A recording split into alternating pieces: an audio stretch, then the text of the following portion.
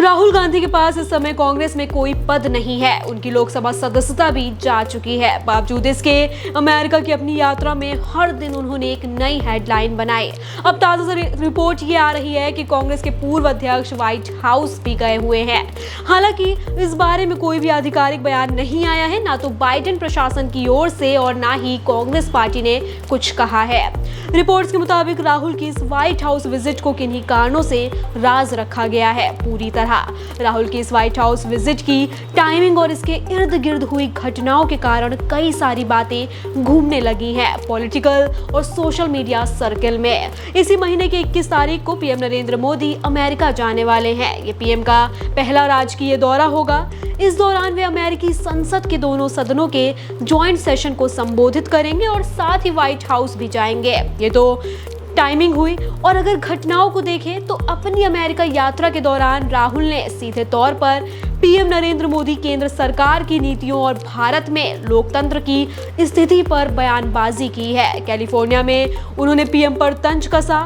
भारतवंशियों को संबोधित करते हुए राहुल ने कहा कि भारत में कुछ लोगों को लगता है कि वो भगवान से भी ज्यादा जानते हैं। वो भगवान के साथ बैठकर बता सकते हैं कि दुनिया में चल क्या रहा है और हमारे प्रधानमंत्री ऐसे ही लोगों में से एक हैं। फिर वॉशिंगटन में राहुल ने मुस्लिम लीग को पूरी तरह से सेक्युलर बता दिया। वहां उनसे गठबंधन को लेकर सवाल पूछा गया था। साथ ही उन्होंने बीजेपी पर भी हमला बोलते हुए कहा था कि सत्ताधारी पार्टी समाज का ध्रुवीकरण करती है और इससे भारत को नुकसान हो रहा है।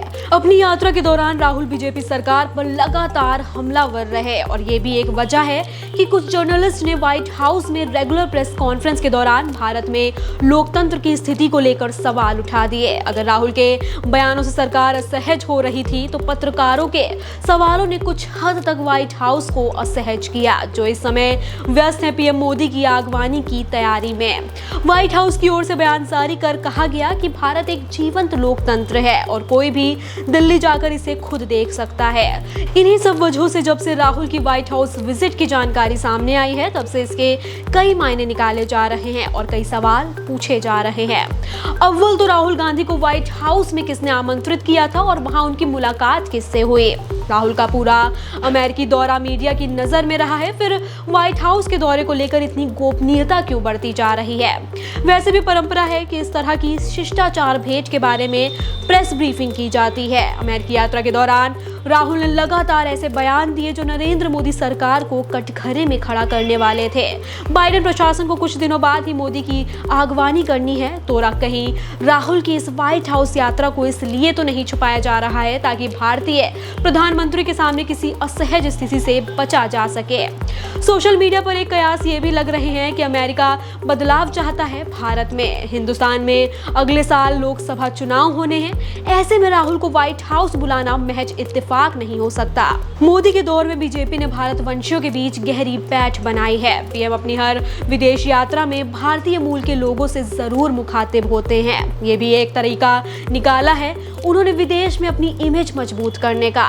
ठीक यही काम इस बार राहुल ने किया। उनकी अमेरिका यात्रा का एक मकसद भारतवंशियों को लुभाना भी था। तो क्या व्हाइट हाउस जाकर उन्होंने एक संदेश दिया है भारतीय मूल के लोगों को कि उनकी दावेदारी इतनी हल्की नहीं। वैसे इस आकलन को उल्टा करके भी देख सकते हैं। भारतवंशियों से मुलाकात के बाद व्हाइट हाउस जाकर उन्होंने कहीं ये मैसेज तो नहीं दिया कि भारतीय मूल के लोगों का एक ही नेता नहीं। जब अमेरिका में राष्ट्रपति चुनाव की तैयारी चल रही थी तब नरेंद्र मोदी ने तत्कालीन राष्ट्रपति डोनाल्ड ट्रंप के साथ मंच साझा किया था। उस कार्यक्रम के जरिए पीएम ने एक तरह से अपना समर्थन जता दिया था ट्रंप के प्रति।